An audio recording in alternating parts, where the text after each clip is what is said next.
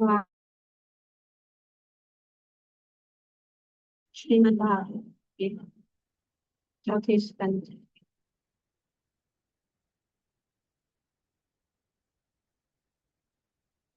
26वें अध्याय की श्लोक संख्या 16 राइट पढ़ रहे हैं और उसको समझने की कोशिश।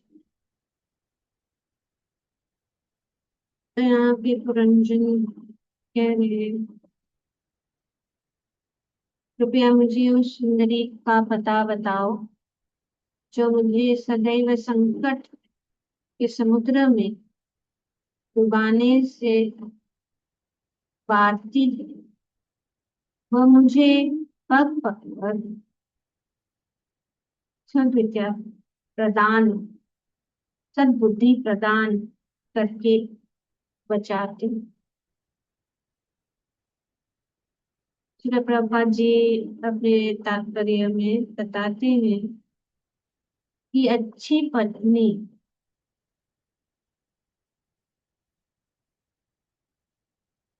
तथा सद्बुद्धि में कोई अंतर नहीं। जिसके सद्बुद्धि होती है वो ठीक विचार विमर्श कर सकता है और अपने आप को संकट से बचा सकता। तो यहाँ पे पुरंजन महाराज की कथा में हम देखते हैं कि पुरंजन एक बहुत ही सुंदर स्त्री, उन्होंने उनके साथ मतलब मिलन हुआ और वे बहुत ही आकर्षित हो गए उनकी ओर। यहाँ पे ये जो है उपमा की जा रही है, या यहाँ पे ये बुद्धि कौन है इस पूरे जो कथा में, बुद्धि कौन है? पत्नी। पत्नी जो है बुद्धि की प्रतीक है। पुरंजन आत्मा है, नगरी शरीर है और पत्नी जो है बुद्धि। तो इस श्लोक में ये बताया जा रहा है कि अच्छी पत्नी मतलब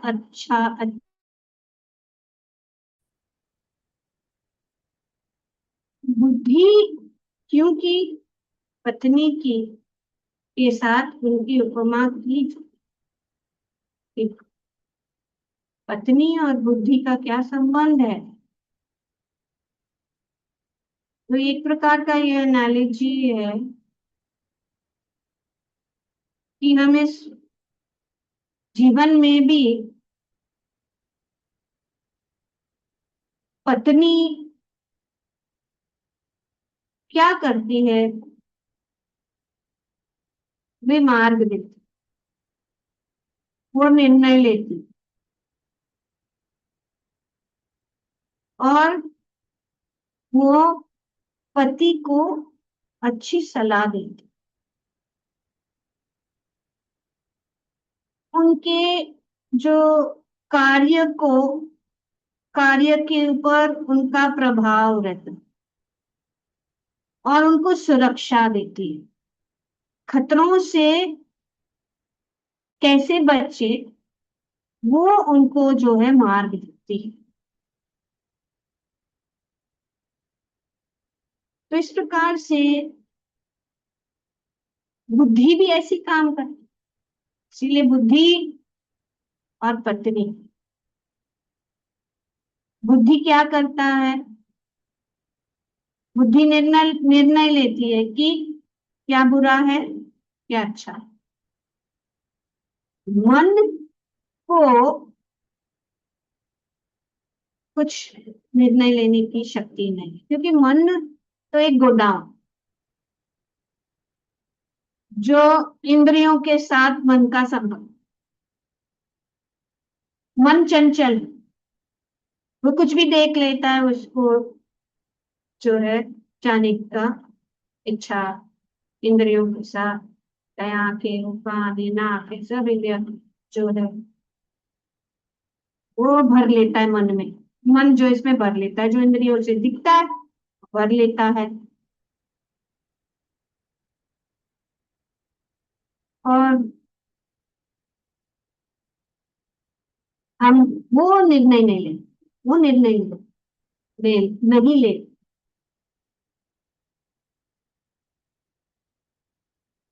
मन इच्छा करता है,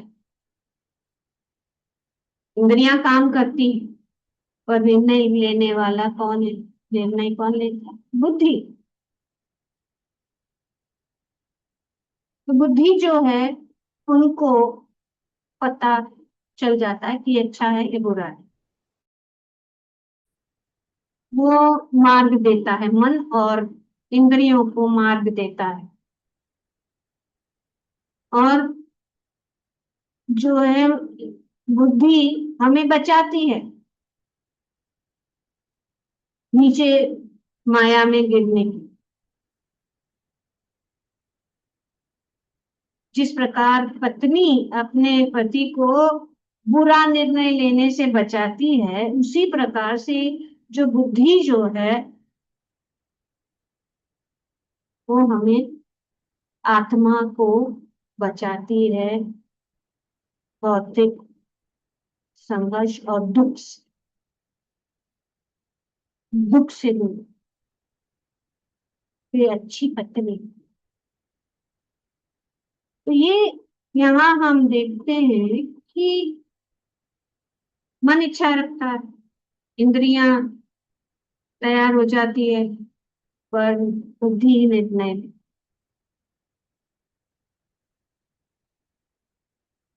तो जब बुद्धि जो है शुद्ध है, बुद्धि जो है आध्यात्मिक है, तो बुद्धि जो है क्या करती है? वो हमें मुक्ति की ओर ले जाती। पर अगर बुद्धि जो है भौतिक चीजों के साथ उनका संपर्क है, भौतिक है बुद्धि, तो हम फंस जाते हैं, व्यक्ति फंस जाते हैं और बंधन से बाहर निकल नहीं पाता है। और इसके कारण वो जन्म मृत्यु के चक्कर में फंस जाता।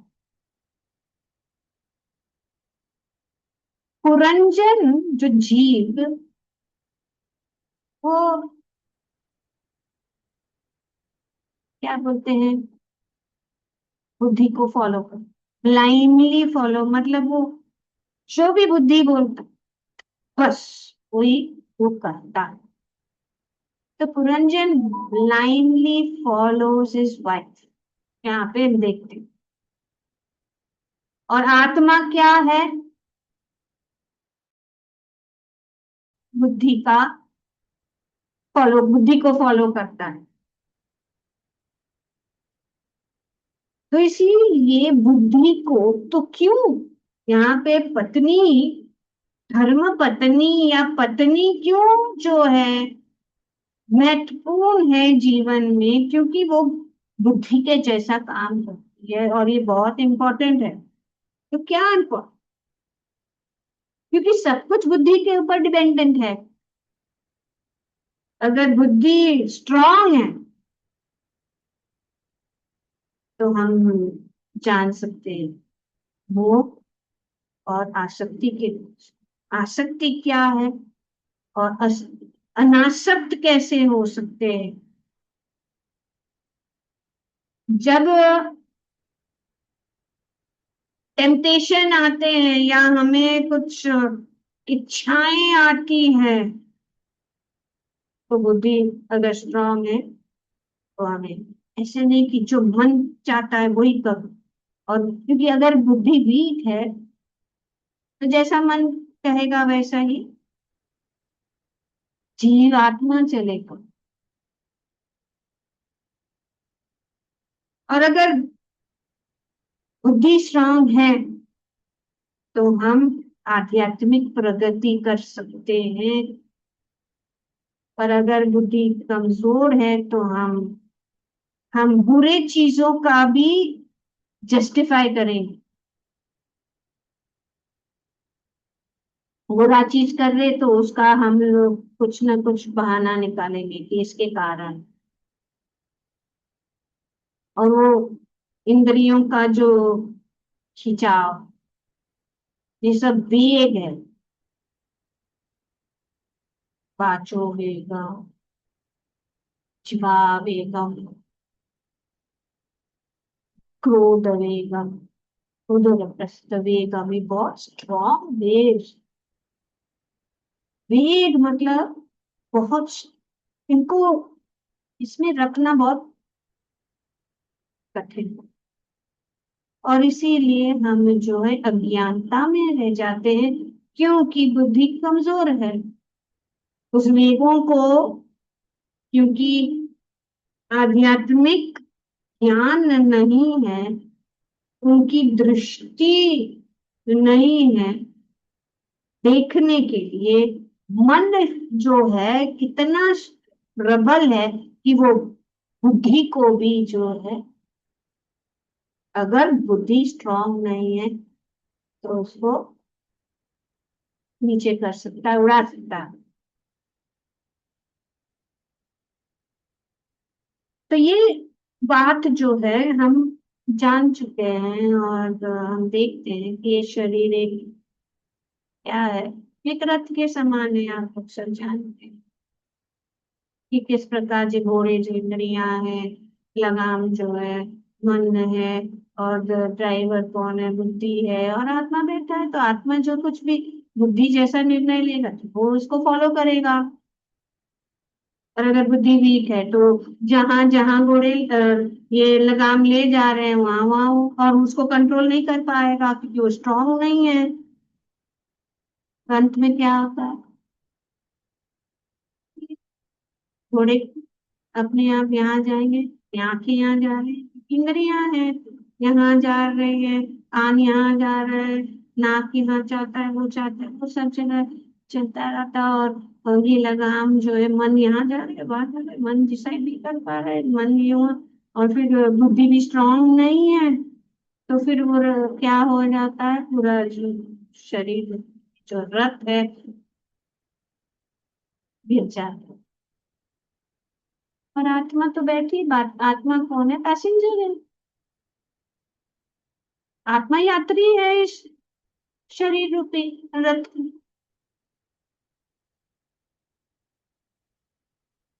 तो आत्मा क्या है, जिस प्रकार से बुद्धि ड्राइवर के ऊपर डिपेंडेंट, ड्राइवर किधर ले जाए तो आत्मा चले, तो आत्मा वो फॉलो करती है।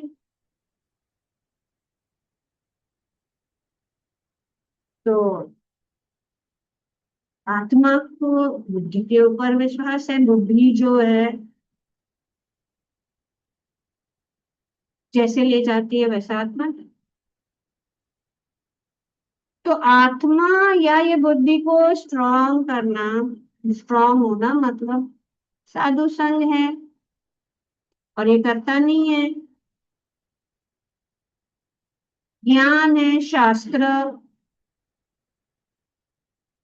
से जो मिलता है, इसीलिए शास्त्र को पढ़ो। मन को स्ट्रांग करने के लिए क्या है, मंत्र, ये सब साथ साथ चलना चाहिए। मंत्र का जप होना जरूरी है। और बुद्धि को स्ट्रांग करने के लिए क्या करना है, क्या करना है बुद्धि स्ट्रांग करने के लिए, कौन बता रहे? शास्त्रों को पढ़ना, मतलब क्या बोल रहे हैं? शास्त्रों को पढ़ना, शास्त्रों को पढ़ना, शास्त्रों सुनना शास्त्रों का अध्ययन जरूरी है। अभी प्रॉब्लम यही है कि मंत्र जाप कर रहे हैं, विधियों का पालन कर रहे हैं, लेकिन बुद्धि को स्ट्रांग नहीं कर रहे। इसीलिए इम्पोर्टेंट है शास्त्र का अध्ययन। और हम देखते हैं जो लोग जप कर रहे हैं या भक्ति में भी, कि वो लोग ये उनको उनका जो है नियम बहुत अच्छा है, करते हैं, जब पूजा पाठ करते हैं, सेवा करते हैं, ये करते हैं, लेकिन सुनते नहीं है शास्त्र, भागवत नहीं सुनते, भगवत गीता नहीं सुनते। इसीलिए ये बहुत इम्पोर्टेंट है। नहीं तो क्योंकि बुद्धि जड़ वस्तु से ऊंचा है, इंद्रियां इंद्रियों से ऊंची है, क्या मन मन से ऊंचा है। ठीक है, बुद्धि स्ट्रांग नहीं है, तो इसीलिए भागवत क्लास नहीं अटेंड करना है। तो भागवत क्लास नहीं अटेंड करेंगे, भगवत गीता का अध्ययन नहीं करेंगे, शास्त्रों का अध्ययन नहीं करें, इसीलिए वे हमेशा मन उनको यहाँ से वहां, और बुद्धि तो वीक है, मन को कंट्रोल नहीं कर पा रही है, तो इसीलिए पतन हो जाता। तो इसीलिए यहाँ पे ये बताया जा रहा है कि पत्नी अगर अधार्मिक है तो जीव अधार्मिक। पत्नी का बहुत इंपॉर्टेंट रोल है पूरे परिवार को मार्गदर्शन देने के लिए, पति और बच्चों को। क्योंकि अगर बुद्धि स्थिर नहीं है, स्ट्रांग नहीं है, तो इस संसार का वर्णन किया जा रहा है। प्रभुपाद जी बताते हैं, इस संसार में पग पग पर संकट, पदम पदम यद्यक्तम नतेश।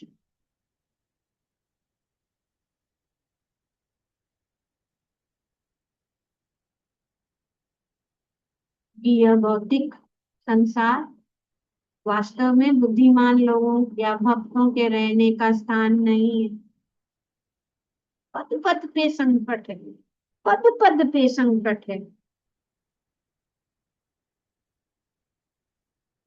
पर बुद्धि जो है उसको अनदेखा कर, अगर स्ट्रांग नहीं है, आध्यात्मिक नहीं है, पत्नी आध्यात्मिक नहीं है,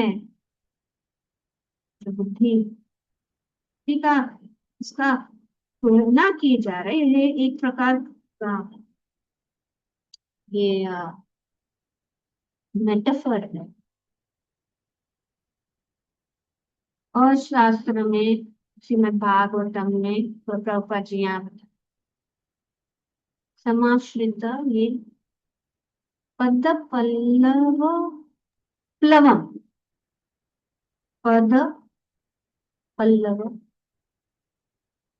महात्पदम पुण्य यशो मुरारे भवाम बुद्धि वत्स पदम परम पदम, पदम पदम यत् विपदाम न तेषाम्। यहाँ पे ये बताया गया है, जिसने भगवान के चरण कमलों का शरण ग्रहण किया है, जो मुरारी के नाम से जाने जा रहे हैं। मुरारी का मतलब क्या है? मुरा, असुर का वध करने वाला, नष्ट करने वाला।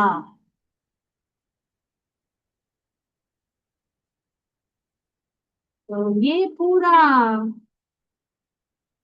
जैसे कि बहुत कनेक्टेड है भगवत गीता का जो हम श्लोक पढ़ रहे हैं, कि ये भौतिक संसार कैसा एक विशाल पेड़ की जैसा है, उसको पार करना बहुत कठिन है, लेकिन जिसने भगवान के चरण कमलों की का शरण ग्रहण कर लिया, ये पूर्ण भौतिक जगत कैसा बन जाता है? एक गाय बछड़े के खुर के अंदर जो जल है, गाय के खुर जब जमीन पे धंसता है तो वो एक कुएं जैसा बना, तो उसमें जल अ, जो है जमा हो सकता है। तो ये पूरा जो संसार, विशाल संसार जिसको पार करना इतना कठिन होता है, वो आसानी से पार करता है। जिस प्रकार के एक बछड़े के खुर में जो जल है, ये सागर, ये भव सागर को, बछड़े के खुर में कितना जल है, थोड़ा आराम से पार, कोई ऐसा अपना पैर ऊपर से लग निकल जा सकता। तो इसी प्रकार से ये जो खुद पूरा संसार ऐसा बन जाए, जो आसान बन जाता।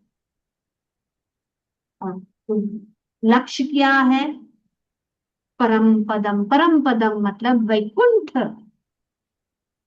परम पदम प्राप्ति मतलब वैकुंठ की प्राप्ति, जहां पे कोई भी ये पदम पदम जो विपदम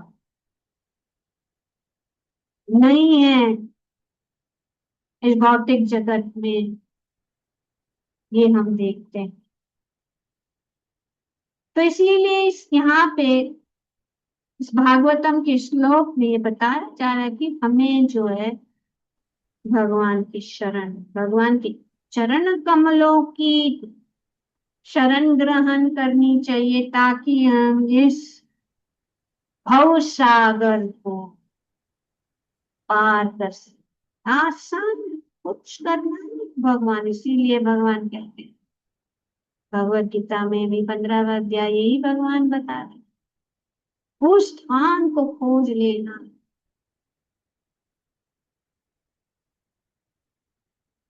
और कैसे? खोजने के बाद शरणागत होकर उस स्थान की प्राप्ति और शरणागति पूरी तरह से कैसे करना है, 5वें श्लोक में बताया कि जो हमने 4 दिन एक श्लोक का के पीछे निकाले हैं कि नहीं, क्योंकि ये बहुत इंपॉर्टेंट चीज। फिर हम उसको फिर वापस नहीं, ये पदम पदम विपदम, और फिर हम भगवत धाम परम पदम, जहां पे कोई खतरा नहीं, कोई खतरा नहीं। यहाँ पे पदम, पद पल्लव प्लवम, ये जो पद भगवान के हैं, ये क्या है? एक इतने कोमल, पल्लव मतलब कमल, कमल की पद, कमल जो कमल की जैसा इतना सॉफ्ट मुलायम, लवम मतलब नौका। तो पदम पल्लव पदम, कि भगवान के चरण कमल जो है वे एक नौका की तुलना की गई है। भगवान के चरण कमल एक नौका के साथ उनकी जो है तुलना की। इसका मतलब है कि भौतिक जगत बहुत खतरनाक है, ये बहुत ही बड़ा सागर है, खतरों का सागर है संसार धाम। इस इस सागर में चल रहे हैं, उसको, इस सागर को, जो विशाल सागर है, उसको हम तैर के या स्विमिंग करके हमारे बल से उसको हम पार नहीं कर सकते।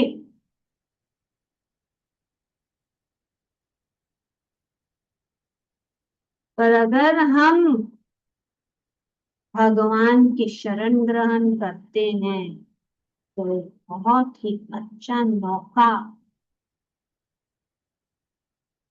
और आगे शास्त्र भी कहते हैं कि ये नौका चलाने के लिए एक अच्छा केवट भी चाहिए। केवट भी स्ट्रांग होना चाहिए। वो केवट है गुरु। गुरु ये हमें ले जाता है। ये दूसरा बड़ा टॉपिक। तो भक्ति कोई संघर्ष नहीं है, वे शरणागति है। तो इसीलिए ये थोड़ा सा, ये पूरा जो भव सागर एक छोटा सा, छोटा बन जाए।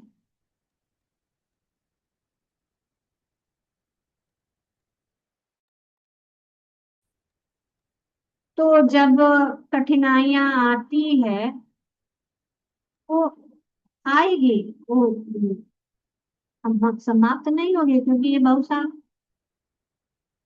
पर जिसने शरणागत ली है, ये सब जो छोटी मोटी बातें जो है वो नहीं बल्कि इनसिग्निफिकेंट हो जाता है, बराबर नहीं बराबर हो जाती।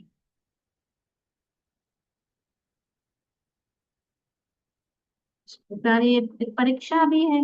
जैसे सामान्य रूप से कोई विद्यार्थी की परीक्षा है, किसी के लिए वो बहुत स्ट्रेस देती है, बहुत आसान।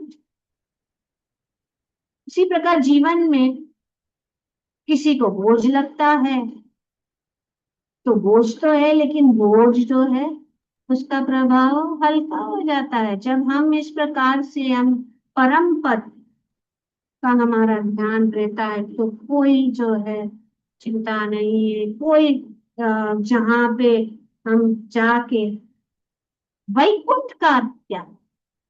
वैकुंठ का अर्थ यही है, कोई कुंठ नहीं, नो एंजाइटी नहीं, फ्री फ्रॉम एंजाइटी। पर जब तक हम यहाँ हैं वहां एंजाइटी रहेगी। चाहे हम भक्ति में हो, एटलीस्ट भक्ति में रहने से वो एंजाइटी का प्रभाव कम हो जाता है। लेकिन जो भाग बिना शरणागत है, वे बहुत ही खतरनाक स्थिति है। और सबसे खतरनाक स्थिति है जन्म मृत्यु। तो जब वैकुंठ में ना जन्म ना मृत्यु है, ना कोई कुंठ है, ना कोई मोह है, ना कोई माया है, और जहाँ पे कोई भय नहीं, अभय, तो हर पल को सुख है तो भी क्षणिक है, रिश्ते भी हैं तो वे भी एकदम ज्यादा, पहले पहला सब अच्छा लगता है रिश्तों में, बाद में सब कष्ट ही कष्ट। और शरीर भी नश्वान, वहां पे तो ना जन्म है ना मृत्यु है, तो शरीर हमेशा के लिए आध्यात्मिक शरीर प्राप्त। यहाँ पे सफलता भी एक प्रकार का भय है कि हम सफल हो गए, लेकिन भय रहता है हमेशा, उसके लिए ज्यादा संघर्ष। इसीलिए सबसे अच्छा ये है कि अपने कार्य को करो, भगवान के शरण में रहो, तो हमारा जो भी मोह है वो मोह दूर हो जाएगा और हम भक्ति की ओर चले जाएंगे। तो यहाँ पे क्योंकि मुरारी, और मुरारी का मूरा का अर्थ क्या है? अहंकार, अज्ञानता और इच्छाएं। तो भगवान ये मूरा डीमन को काटते हैं। मूरा का अर्थ है कि Bhagwan is the killer of the Mura demon. भगवान ये सबको काट देंगे अपने आप, क्योंकि हमने उनकी शरण ली। तो ये अहंकार से मुक्त होना बहुत कठिन है, अज्ञानता से तो में हम रहते हैं, तो हमें अज्ञानता से मुक्त होना और इच्छाएं।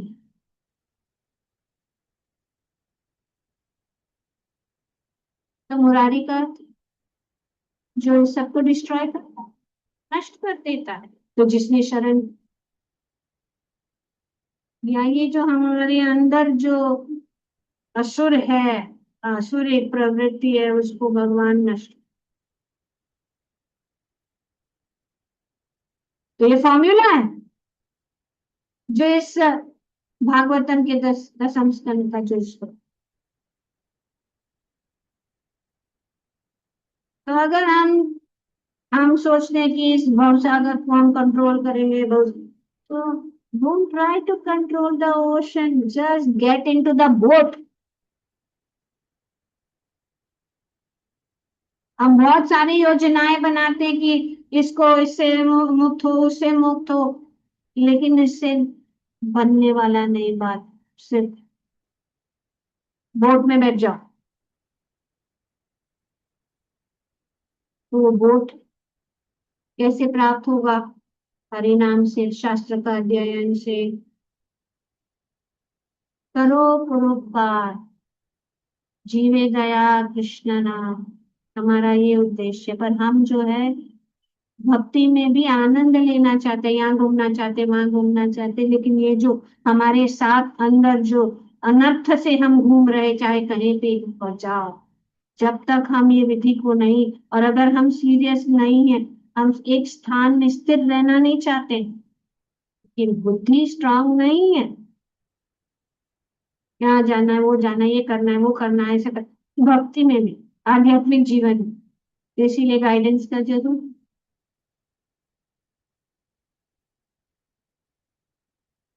तो जो भगवान की शरणागत है, उसका अर्थ नहीं कि उसका जीवन बहुत अच्छा हो जाए, नहीं, लेकिन उसका जीवन हल्का हो जाए, बोझ उसका।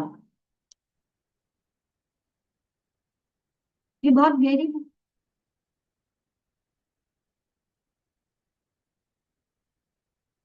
इसको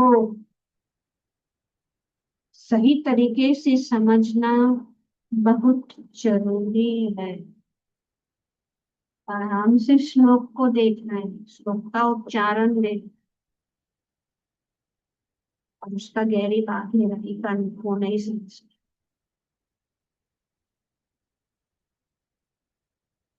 तो ये कथन सीखा है, सच्ची बुद्धि, सच्ची सच्ची बुद्धि, गुड इंटेलिजेंस का अर्थ यहाँ पे बताया है। तो आगे प्रभुपाद जी बताते हैं कि पदम पदम यत्र पदम, कि यह भौतिक संसार वास्तव में बुद्धिमान लोगों या भक्तों के रहने का स्थान नहीं है। बुद्धि पदम पदम,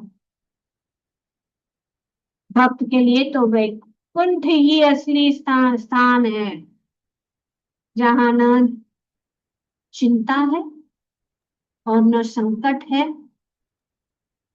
और सद्बुद्धि का अर्थ है कि कृष्णा भक्त होना। श्री चैतन्य चरितामृत में कहा गया है, कृष्ण ये भजे बड़े बड़ा चतुर। जब तक कोई कृष्ण भक्त नहीं बनता, उसे बुद्धिमान चतुर नहीं कहा जा सकता। तो कृष्ण भक्त कौन है? बड़ो चतुर है।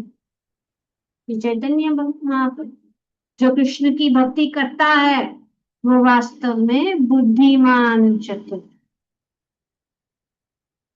तो अच्छी बुद्धि का असली अर्थ है, सामान्य दुनिया में हम बुद्धि को क्या समझते हैं? पढ़ाई में तेज,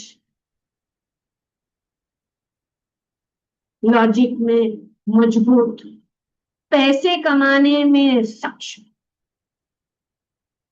लेकिन शास्त्र क्या कहता है? ये पूरी जो बुद्धि है वो अधूरी है, अगर वह कृष्ण की ओर नहीं ले जाता।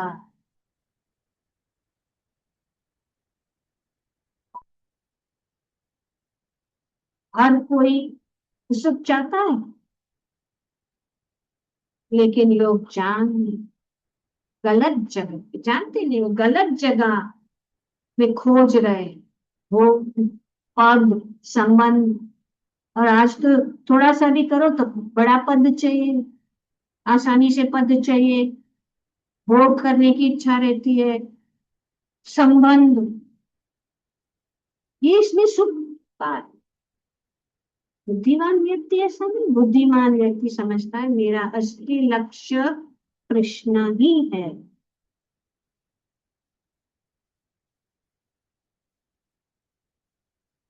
ये शरीर, सुख, दुनिया, ये सब अस्थाई है। जो जानता, आत्मा और भगवान शाश्वत। यही जो है 15, इसके लिए 15वां अध्याय भगवान कहते हैं इसका अध्ययन। पुरुषोत्तम योग में ये सब बातें, हर एक एक एक शब्द में भगवान। और हम अध्ययन नहीं कर रहे, भगवत गीता का अध्ययन नहीं कर रहे, और सोचते हैं हमको तो बहुत ज्ञान है, हमको कुछ जरूरत नहीं है, लेकिन हम सबको जरूर, हमसे लेके सबको बहुत जरूरी है। क्योंकि बिना कृष्ण चेतना जीवन भटक जाता, और कृष्ण चेतना जीवन स्पष्ट, स्थिर और उद्देश्य पूर्ण। नहीं तो कोई उद्देश्य नहीं, भटक रहे, कभी ये करना है वो करना है। ये सब जो है कमजोर बुद्धि के कारण है। तो पुरंजन, इसलिए उनकी पत्नी बुद्धि कृष्ण चेतन नहीं थी,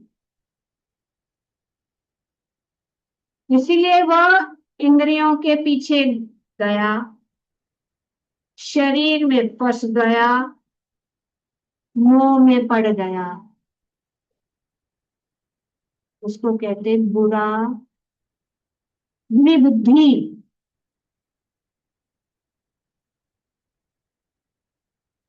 तो अगर बुद्धि कृष्ण चेतन हो जाए, इंद्रियों को नियंत्रित करता, सही निर्णय लेता है, मोह से बाहर आता है, अमूढ़, 15वें अध्याय के 5वें से, अमूढ़ा बन जाए, मूढ़ा नहीं।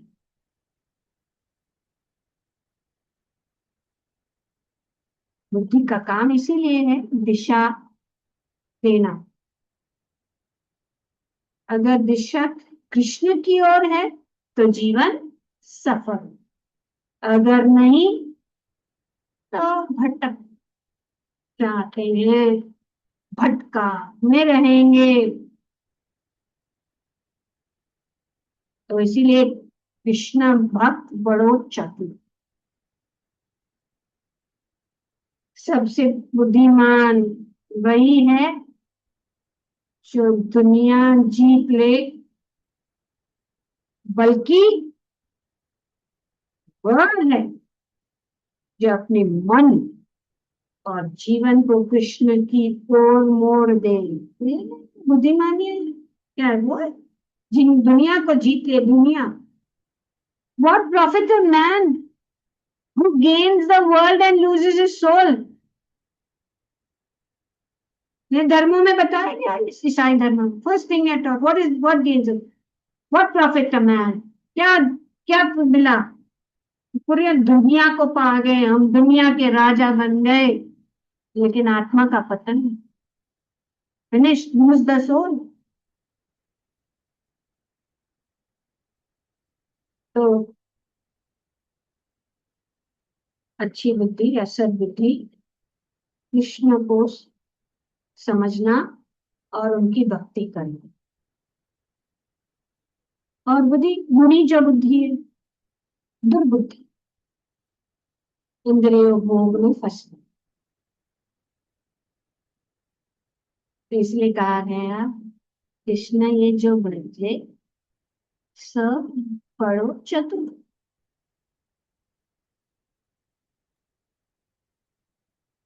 तो इसीलिए बहुत सारी बातें प्रभुपाद जी बताते हैं कि धर्म पत्नी शब्द पतिव्रता पत्नी का भी सूचक। पतिव्रता पत्नी वह है जो विवाह के पूर्व किसी भी पुरुष से कोई संबंध नहीं। इसलिए यह नियम है कि माता जी लोग अलग बैठे, खास करके लड़कियां अलग बैठे, प्रभु जी लोग अलग बैठे। कोई डिस्टरबेंस नहीं होना चाहिए, क्योंकि इंद्रिया और अगर सब कोशिश कर रहे हैं, अब सब मार्ग में है कि अपने बुद्धि को स्ट्रांग बनाने के लिए, ज्ञान को प्राप्त करने के लिए, फिर डिस्टर्ब हो जाता है। तो इसीलिए शास्त्र में पता है, फ्री मिक्सिंग नॉट अलाउड। शादी करना कोई बात बुरी बात नहीं है, अगर शादी करना है, अगर विवेक है, सावधान रहना। क्योंकि अगर पत्नी बुद्धि स्ट्रांग नहीं है, तो जीव रंजन राजा को वो भटका सकते। बाबा जी यहाँ बताते हैं कि स्त्री अग्नि के समान है और पुरुष मक्खन के समान। किंतु यदि मनुष्य को पतिव्रता पत्नी मिल जाए जो धार्मिक विवाह संस्कार के द्वारा स्वीकृत की गई है, तो वो संकटमय परिस्थितियों में अत्यधिक सहायक हो सकती है। सही। तो इसलिए ईगो अगर हो कि मैं पुरुष स्त्री निम्न है, असली जगत में है। भगवत गीता में भगवान ये बताओ कि बुद्धि स्त्री है कि बुद्धियों में से मैं स्त्री, स्त्री का एक गुण है इंटेलिजेंस। ब्रेन बहुत सारा बता रही, among women I am intelligence.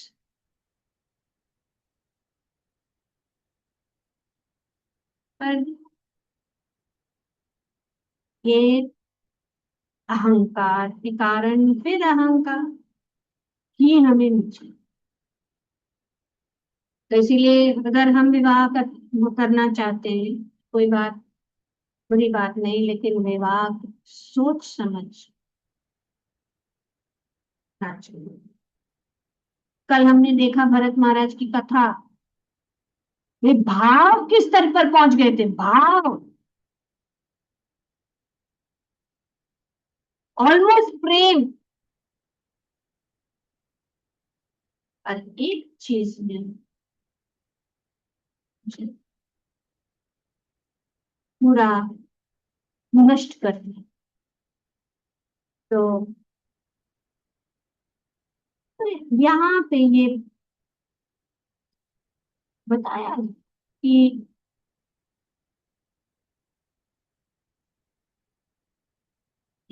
अग्नि जो है मक्खन को पिघल दी।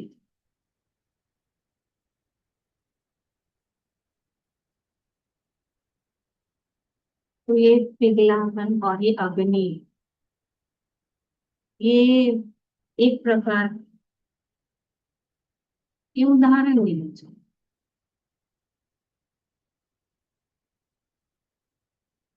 इसमें किसी का दोष नहीं है, लेकिन ये भागवत कह रहे हैं। अग्नि क्या है? इंद्र तृप्ति का आकर्षण, टेम्पटेशन। और मक्खन क्या है? मन एकदम आसानी से सॉफ्ट हो जाए अग्नि के कारण। अगर कोई स्ट्रांग नहीं है आध्यात्मिक जीवन में, दृढ़ नहीं है, ये जो है आकर्षण पूरे मन को डिस्टर्ब कर। This is like a metaphor, it's not literal, doesn't mean कि ये लिटरल है, डज नॉट मीन ये नहीं है कि वो जो स्त्री है वो खतरनाक है, ठीक है, ऐसी बात नहीं है। और जो पुरुष है वो कमजोर है, कि ये स्त्री ऊंची है और पुरुष नीचा है, ये बात नहीं है। ये इंद्रियों का विषय है कि हमारी अगर इंद्रियां हमारे वश में नहीं है तो वे हमें हमारे ऊपर प्रभाव डाल सकती है।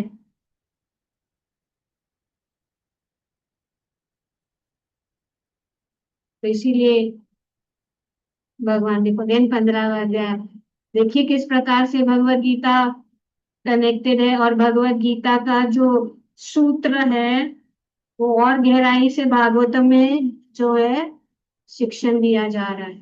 वृत्तिमस्त काम,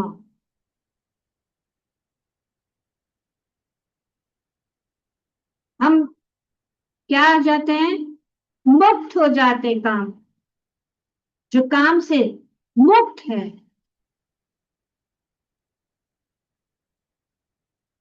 तो ये आकर्षण, तो इसीलिए ये नहीं सोचना चाहिए कि हाँ स्त्री अग्नि है पुरुष मक्खन है।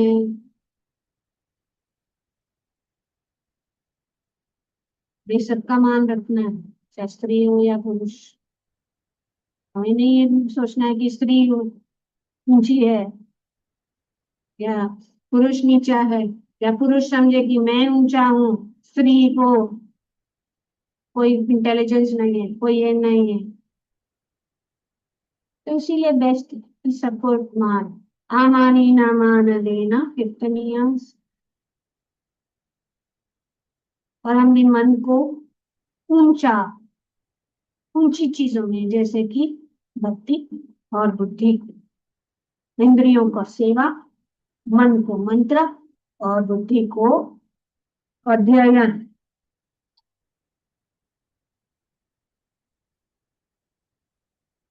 वो सबसे बड़ा खतरा बाहर नहीं है, खतरा तो हमारे अंदर है, क्योंकि हमारी इंद्रियां जो है संयमित, और हमारी मन बुद्धि और इंद्रियां संयमित हो जाए तो यहाँ पे भी जाओ कोई खतरा नहीं है, और हम इस भव सागर को पार कर सकते हैं जैसे आसानी से, जैसे कि एक बछड़े के खून के अंदर चले और हम भगवत धाम वापस जा सकते हैं। ग्रंथराज श्रीमद् भागवतम की जय। ओम तत्सत। Thank you.